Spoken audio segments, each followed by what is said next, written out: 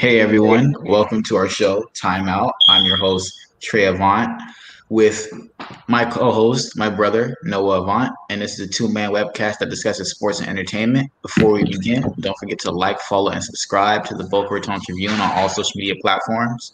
Just look for at Boca Tribune on YouTube, Facebook, Instagram, and Twitter. You can also follow the show on Instagram at the_timeout7.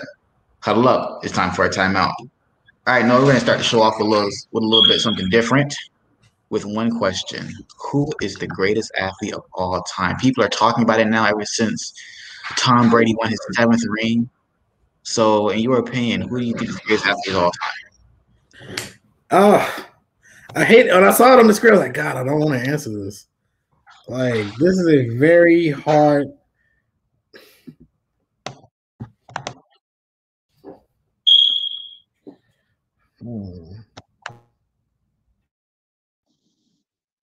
I'm gonna say Serena Williams. Either Serena Williams or Tom Brady, one of the two. Me personally, at the end of the day, it just goes back to like she has so many championships. But it's Tom Brady.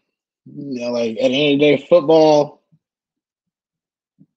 is a team sport.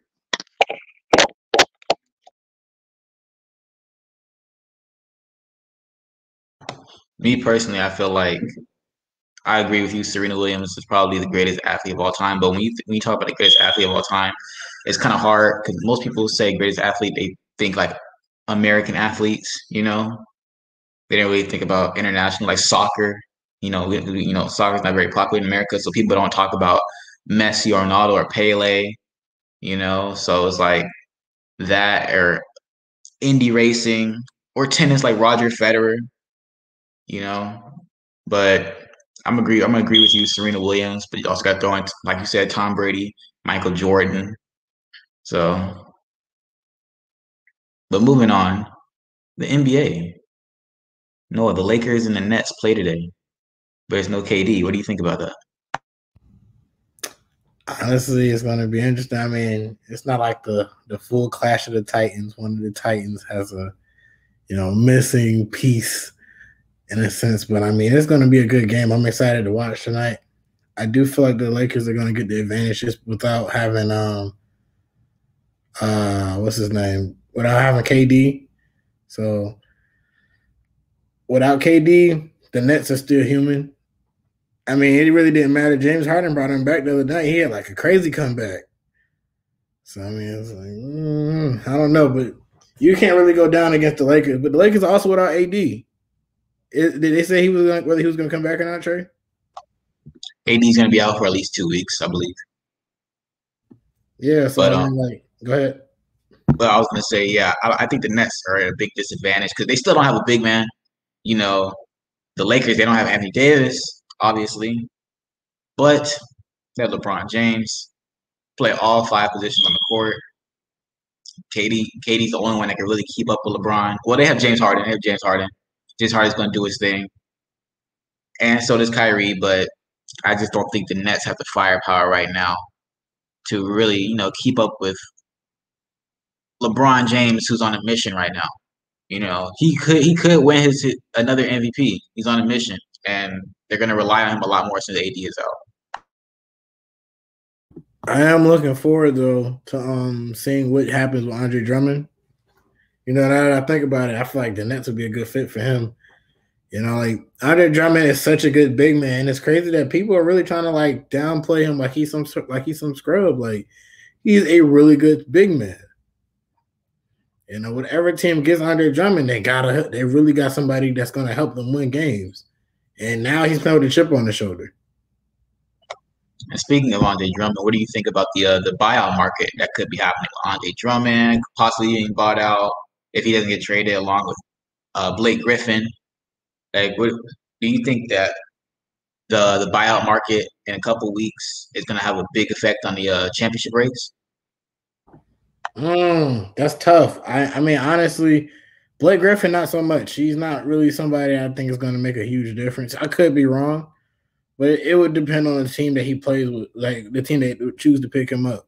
I know a lot of rumbles, like a lot of the fans saying they want Blake Griffin. A lot of Heat fans saying they want Blake Griffin, or they want Andre Drummond. I feel like Heat fans just want somebody. I feel like the Heat are just like the Heat fan base are so thirsty for another superstar to combo with Bam and Jimmy. It's not even funny anymore. Like Andre Drummond, nonetheless, I still think he'd be a great fit in Miami. In regards to everything changing, like changing the whole landscape of the finals, who's going to be there? It would depend. Like, unless they're signing to a team that's like an actual contender, like Blake Griffin signing with the Jazz. You know, like that'd be crazy to have Rudy Gobert and a Blake Griffin post. You know, or like maybe Andre Drummond signing with the Celtics.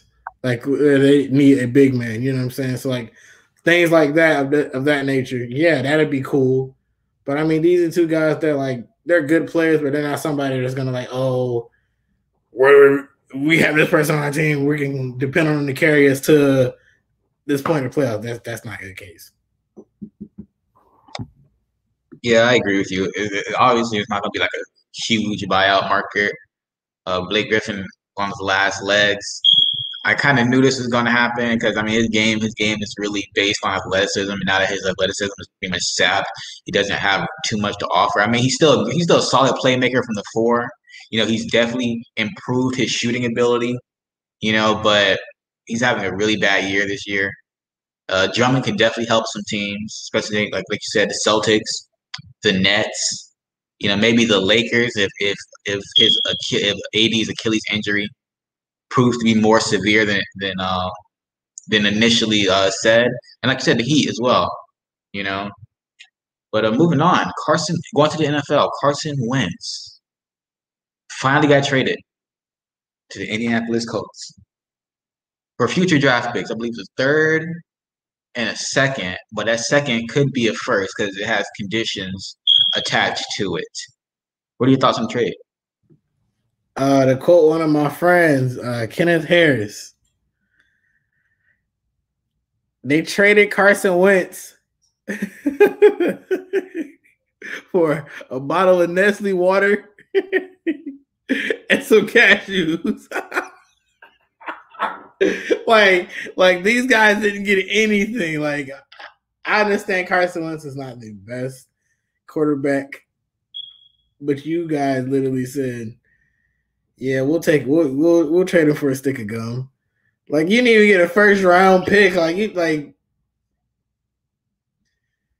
You got trash. Like I get it, it's football, so like yeah, you can pick up talent in like the third round. Yeah, that's cool, but you gave up your number one pick in a sense, your first pick or whatever pick he was. You just paid him all of this money. So you just got this guy, paid him all his money. He had a poo-poo year, and you don't try to get anything for him but some bottle of water, some chips. They traded him for a hot sausage and a pickle leg. Like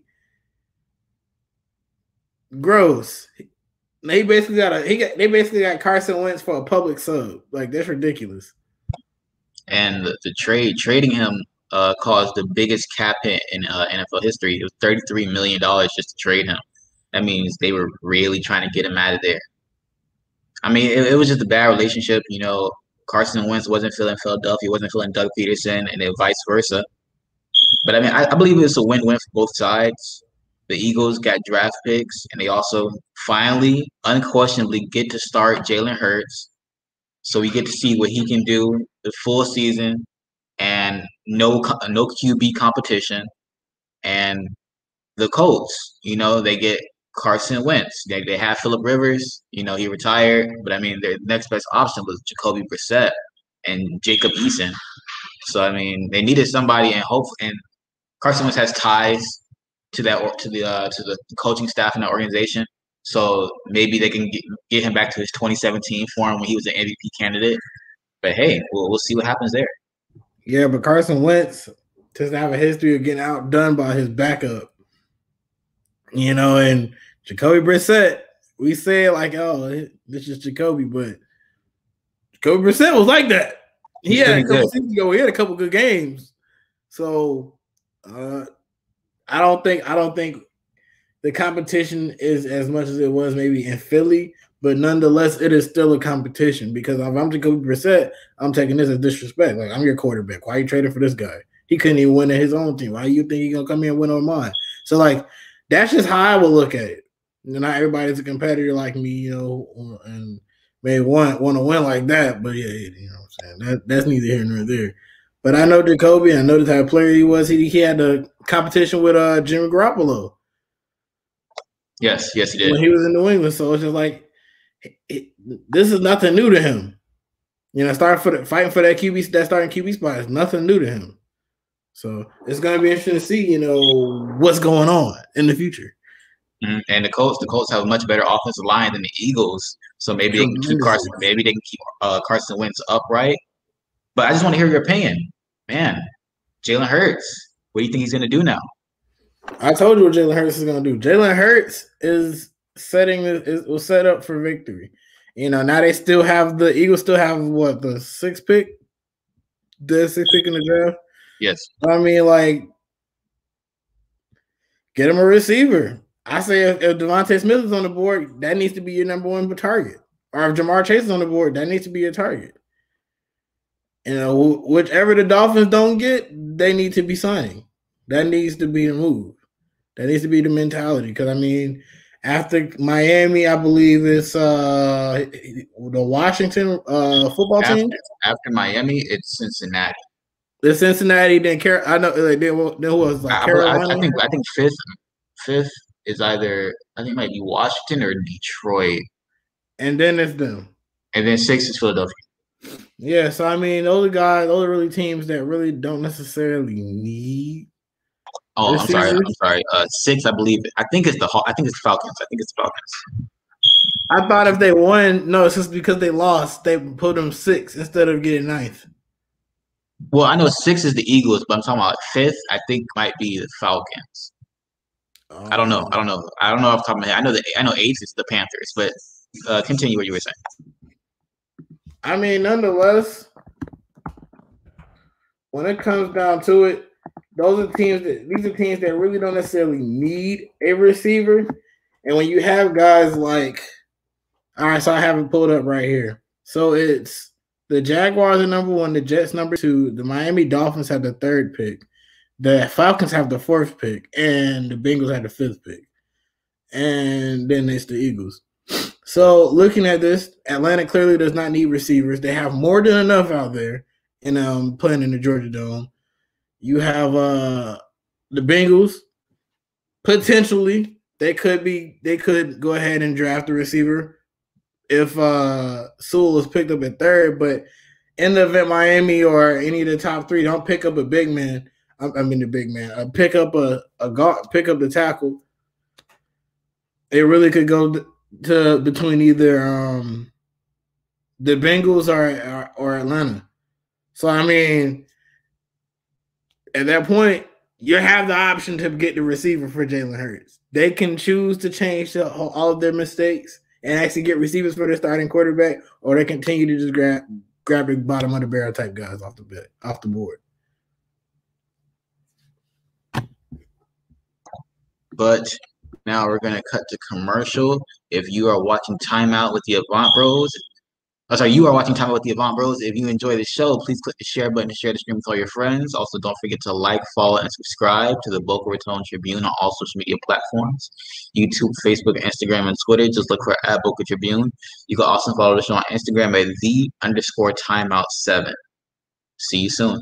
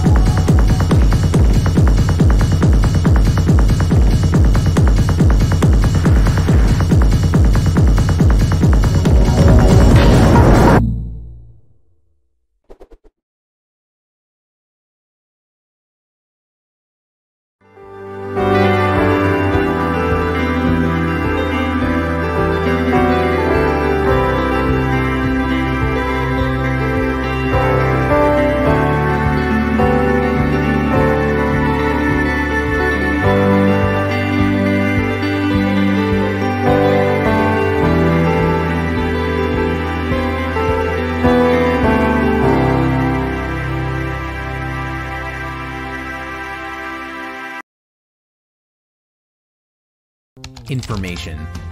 If it exists in writing, we print it. If it exists online, we update it. If it exists on mobile, we notify.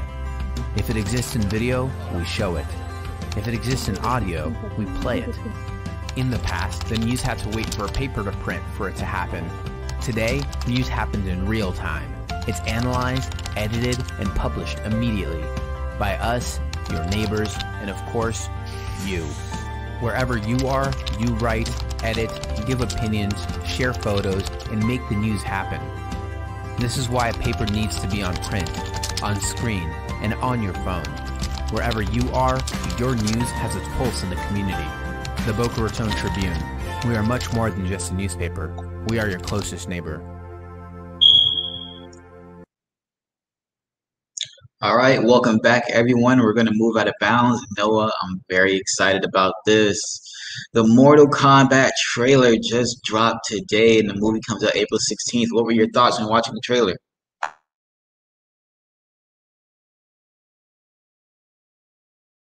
Technical difficulties there, my bad. But it was great. Jax kind of looks like Dave Chappelle a little bit. So that's kind of funny. But the trailer, did you check it? It was really cool. I like how they are developing each character, how they got there in the trailer. It's going to be interesting. It's going to be on HBO Max too. Yes. I'm definitely going to watch it on HBO Max. The trailer looked great. You know, Mekhi Brooks, he was in Supergirl. He's Jax. It was gruesome seeing how he lost his arms, you know, to Sub-Zero. That was crazy.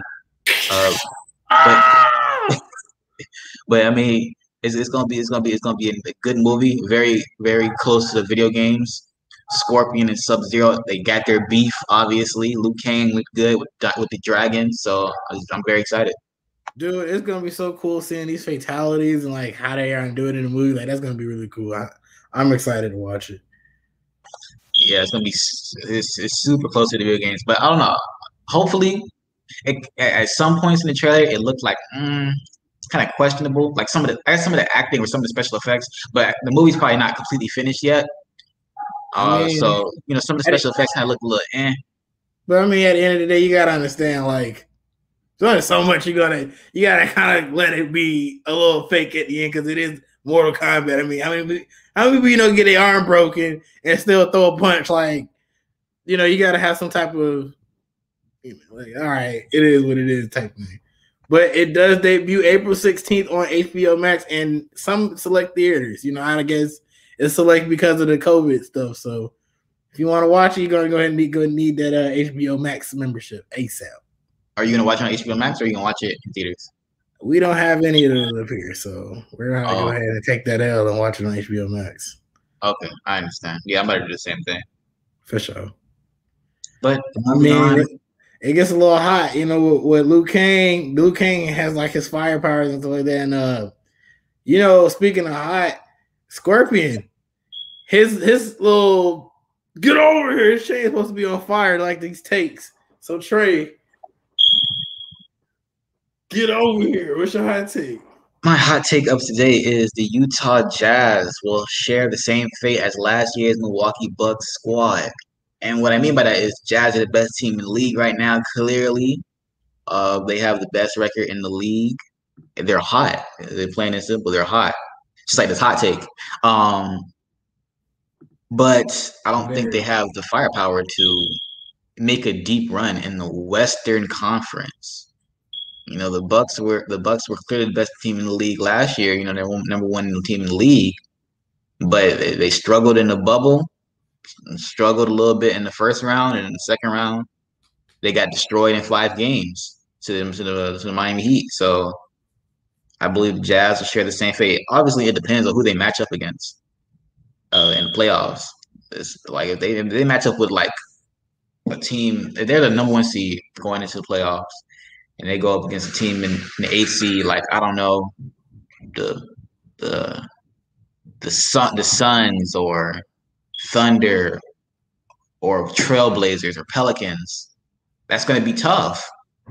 That's going to be really tough because even though those are like iffy teams, those teams are really hard to beat. You know. I was about to say, hey, there's some pressure for real. Yeah. So Even if they do get past one of those teams in the first round, they got to play a team like the Lakers in the second round, or the Clippers, or the Nuggets, and that's going to be tough. Pack watch. Yes, sir. All right, so I mean, honestly, my hot take, we're not looking too good in Miami. I feel like Tyler Hero is going to be traded before the trade deadline.